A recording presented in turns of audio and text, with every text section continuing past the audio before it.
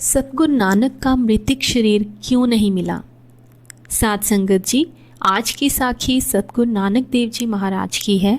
आज की साखी में हम ये जानेंगे कि सतगुरु नानक का शरीर हमें क्यों नहीं मिला। सतगुरु नानक के शरीर को जलाया गया था या फिर दफनाया गया था। आइए आज के प्रसंग को बड़े ही प्रेम और प्यार के साथ श्रवण करते हैं। साध संगत जी, आज की साखी सतगुरु नानक देव जी महाराज की है।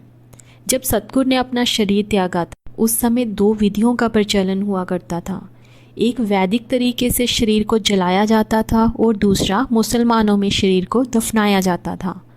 लेकिन गुरु जी ने इन दोनों परंपराओं से ऊपर उठकर निरपेक्ष जीवन जिया था। उनका नारा था, ना हम हिंदू और ना ही मुसलमान, अर्थात मैं परम ज्योति का सेवक इंसान मात्र हूँ। इसलिए सतगुरु ने अपनी छोटी आयु में भी जनेऊ धारण करने से मना कर दिया था।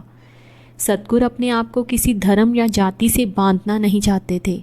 सतगुरु का कहना था कि हम सभी उस करतार के सेवक हैं। अगर उसकी कोई जात नहीं है, उसका कोई धर्म नहीं है, तो हमारा कैसे हो सकता है।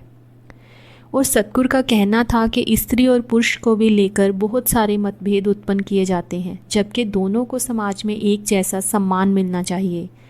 साध संगत जी, जहाँ पर सतगुरु ने हिंदू समाज में हिंदुओं में होने वाले पखंडों का खात्मा किया, वहाँ पर ही सतगुरु ने मुसलमानों में भी किए जाने वाले रूढ़िवादी विचारों का खंडन किया। कुछ लोगों ने प्रस्ताव रखा कि सतगुरु की राय जानने के लिए उनकी वाणी से सीख ली जाए। तो इसके लिए कुछ प्रमुख सेवकों ने उनकी वाणी के कुछ विशेष शब्द, जो कि मृतिक संस्कार के लिए थे, जो कि जन साधारण के लिए एक सुंदर संदेश था जो सतगुरु ने दिया था, उसको प्रस्तुत किया। जिसका अर्थ है कि सतगुरु फरमान करते हैं कि मृत शरीर को जलाना चाहिए या फिर दबाना चाहिए।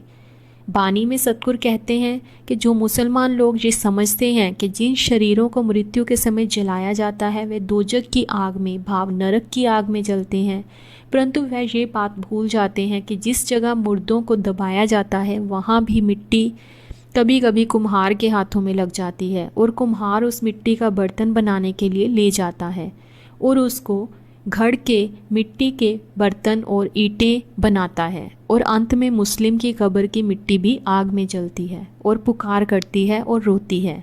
इसलिए मुक्ति का जलाने और दफनाने से कोई संबंध नहीं है।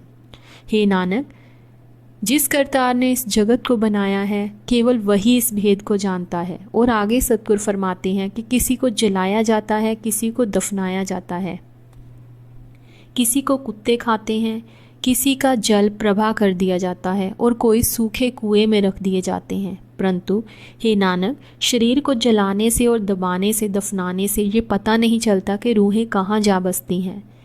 इस रचना को सुनकर सभी ने एकमत होकर कहा कि गुरु जी की इच्छा के अनुसार परंपरा से ऊपर उठकर कोई नई विधि अनुसार बिना कर्मकांड के उनका अंतिम संस्कार कर दिया जाए। इस प्रकार सतगुरु का शरीर जल प्रवाह कर दिया गया ताकि उनकी इच्छा अनुसार उनकी कोई समाधि या जगह ना बन सके। साध संगत जी, जब सतगुरु नानक बनारस में कबीर पंथी के लोगों को मिले तो सतगुरु ने उनकी वाणी को अपनी पोथी में शामिल कर लिया था, जो कि उनकी अपनी विचारधारा के अनुरूप थी। जिसका एक शब्द इस प्रकार है कि हिंदू लोग मूर्तियों की पूजा कर कर के दुखी हो रहे हैं, मुसलमान खुदा को मक्के में मौजूद समझकर पूजे जा रहे हैं, हिंदुओं ने अपने मुर्दे जला दिए हैं और मुसलमानों ने दबा दिए हैं, और इसी बात पर झगड़ते रहे कि वह प्रभु कैसा है।